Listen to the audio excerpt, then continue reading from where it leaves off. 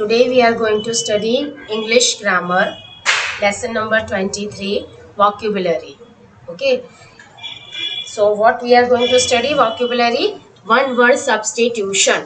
One word substitution मतलब आप लोग हिंदी में पढ़ते हो अनेक शब्दों के लिए एक शब्द, तो यही चीज हम इसमें पढ़ेंगे कि वन वर्ड सब्स्टिट्यूशन कैसे किया जाता है। जैसे लंबा सेंटेंस है और उसके लिए वन वर्ड क्या होता है। ओके, इसको कहा जाता है वन वर्ड सब्स्टिट्यूशन। तो ये सारे जितने भी आपको दिए हैं ये मैं आपको एक बार एक्सप्लेन कर देती हूँ, फिर आपको लर्न करना है। Okay, so see first number, a person who saves money, जो पैसे बचाता है उसको कहा जाता है thrifty. Okay, person who saves money is called thrifty. Thrifty का मतलब जो पैसे बचाता है, राइट, उसको वेस्ट नहीं करता है, जहाँ जरूरत है वहाँ काम कर लगता है, लेकिन जो पैसे बचा के रखता है उसको थ्रिफ्टी कहते हैं।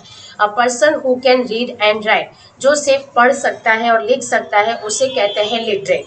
ज़्यादा नहीं, बस खाली उसको पढ़ना आता है, अपनी सिग्नेचर करना आता है, ठीक है, थोड़ा बहुत अक्षर ज्ञान है उसको कहा जाता है literate. A person who cannot read and right, जो पढ़ लिख भी नहीं सकते हैं उसे कहा जाता है illiterate. Okay, so this is the substitution for the one who cannot read and right.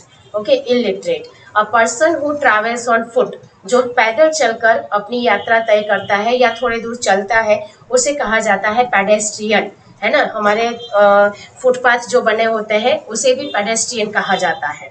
तो जो चल के जो लोग जाते हैं, पैदल जाते हैं थोड़ी दूर के लिए, थोड़ा सा सामान लेने के लिए या इधर उधर पैदल जाते हैं, उसे कहा जाता है pedestrian.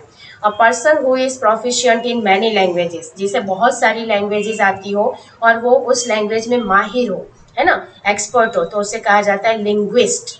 Okay, person who Yeats only plants based food and dairy product, तो उसे वेजिटेरियन। ये तो हमें पता ही है कि वेजिटेरियन जो होते हैं वो सिर्फ प्लांट्स प्रोडक्ट और डेयरी प्रोडक्ट्स चीज़ें ही खाते हैं। Person whose wife is dead, तो जिसकी वाइफ डेड हो चुकी है उसे विडोवर कहते हैं। Okay, person who undergoes the death for any great cause, बहुत ही बड़े काम के लिए अगर किसी की डेथ हो जाती है, जैसे अपने देश को बचाने के वक्त उस लड़ाई में जब उनकी डेथ हो जाती है तो उसे कहा जाता है मार्टियर यानी शहीद। Okay, a person who undergoes death for the यानी ग्रेट कॉज। फिर है number 9, person widely known for evil deeds. Evil deeds मतलब जो खराब काम के लिए मारा जाता है, पुलिस ने उसे मार दिया है, एनकाउंटर कर दिया है, तो उस पर्सन को कहा जाता है नोटोरियस। सॉरी, नोटोरियस का मतलब होता है जो खराब काम कर रहा है और उसको घेर कर पुलिस ने उसे मार दिया। Person who helps other by giving them monetary help and encouragement, ठीक है, किसी को अगर पैसे की मदद से उसकी मदद की जाती है और उसको एनकरेज किया जाता है तो उसे कहा जाता है patron. A person who innovates new things, जो नई नई चीज़ें ढूंढता है उसे इनोवेटर कहते हैं। Person who is opposed to change, ठीक है, जो लोग चेंज में नहीं मानते, जैसे कुछ चीज़ें चेंज हो जाती हैं तो लोग उसे नहीं मानते कि नहीं नहीं हमारा तो पुराना वाला ही सही है, तो ऐसे लोगों को कंजर्वेटिव कहा जाता है। A women whose husband is dead, जिसका हस्बैंड की डेथ हो चुकी है उसे विडो कहते हैं। A person who stays away from his school without permission, ठीक है, जो बच्चा स्कूल में परमिशन लिए बिना बाहर घूम रहा है उसको ट्रॉन्ट कहा जाता है। ओके, परमिशन लेकर अगर बाहर जाते हैं तब तो वो ठीक है, उन्होंने परमिशन लिया है, लेकिन बिना परमिशन के जब वो स्कूल से दूर रहता है तो उसे ट्रॉन्ट कहते हैं। Number 15, one who knows everything, जिसे सब कुछ पता हो उसे ओमनीसेंट कहते हैं। अ ट्रैवलर इन स्पेस, जो स्पेस में ट्रैवलिंग करने जाते हैं, कुछ ढूंढने जाते हैं, कुछ इनोवेट करने जाते हैं, उसे एस्ट्रोनॉट कहा जाता है। अ लिस्ट ऑफ बुक, उसे कैटलॉग कहते हैं। A life history of a man written by himself, किसी ने अपनी जिंदगी के बारे में खुद किताब लिखी हो उसे ऑटोबायोग्राफी कहते हैं। The life history of man written by someone else, किसी ने दूसरे की जिंदगी के ऊपर अगर किताब लिखी है तो उसे बायोग्राफी कहते हैं। ओके, जैसे हमने बहुत सारी बायोग्राफी और बायोग्राफी हमने देखा आपके उसमें हिस्ट्री में हमने देखा था कि बाना भट्ट ने हर्ष चरित्र लिखा था।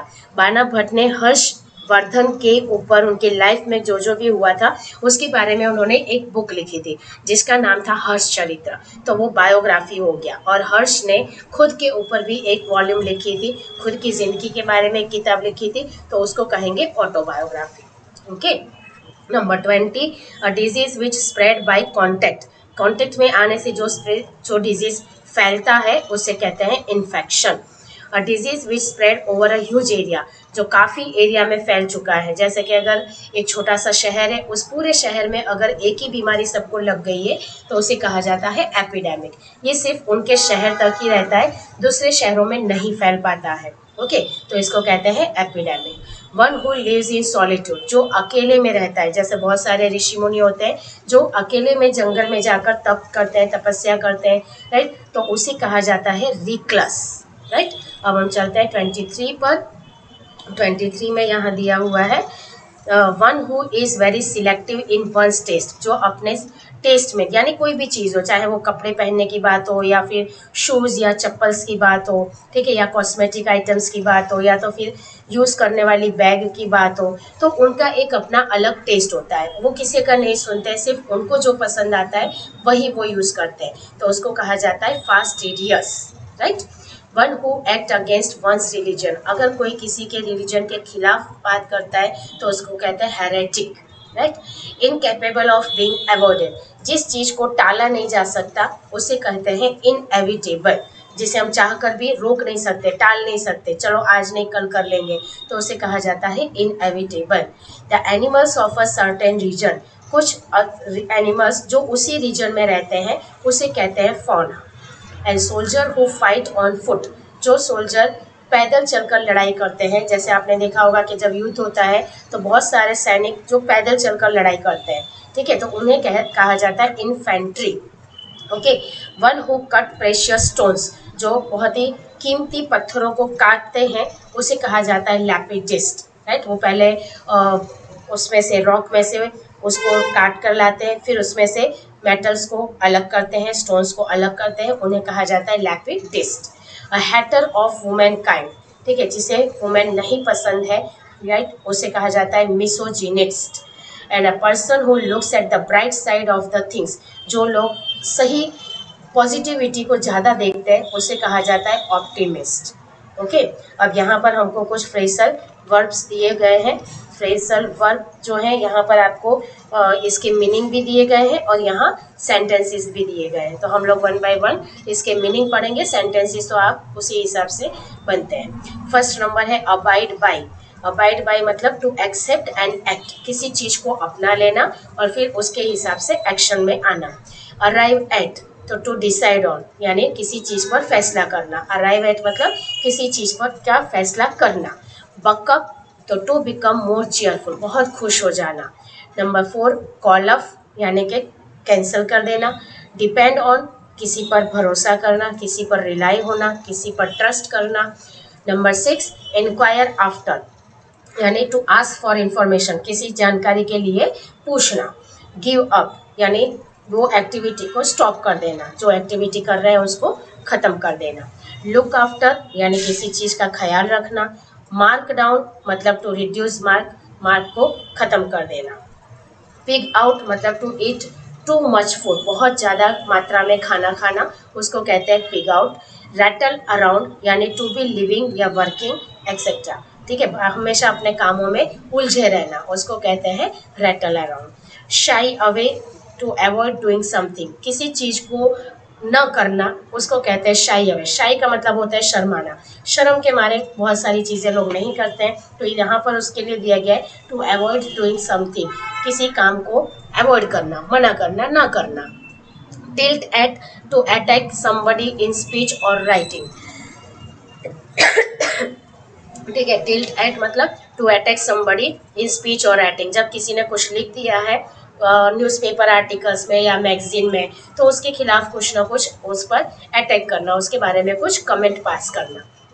वॉर्न ऑफ, यानी टू लिव अवे, छोड़ देना। यील्ड टू, तो रिप्लेस विथ, ठीक है, इसको रिप्लेस कर देना, उसकी जगह पे नई चीज़ ला देना। कॉल अराउंड, तो phone, to call many different places and people. Call around यानी काफ़ी लोगों से बात करना, काफ़ी जगहों से बात करना, और ये फ़ोन पर बात होती है।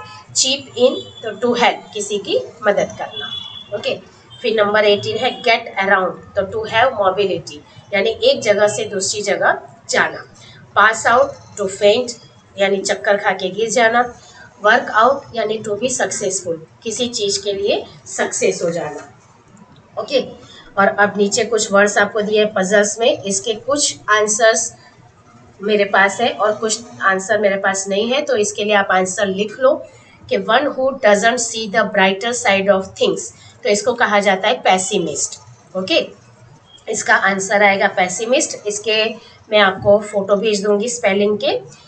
और यहाँ पर है number 2, a remedy for all इल, तो इसका आंसर है पेनेका, PANACEA, पेनेका। Okay, number 3, that is of a kind, इसका पता नहीं, ये मुझे समझ में नहीं आया, ये क्या बता रहा है, मुझे इसका आंसर नहीं पता है, ये आप अपने टीचर से ले लेना। नंबर 4 जो है वंस ऑन फ्री विल, यानी अपनी मर्जी से काम करना। वंस ऑन फ्री विल, तो यहाँ पर आएगा विलिंगली। ओके, विलिंगली, अपनी मर्जी से काम करना।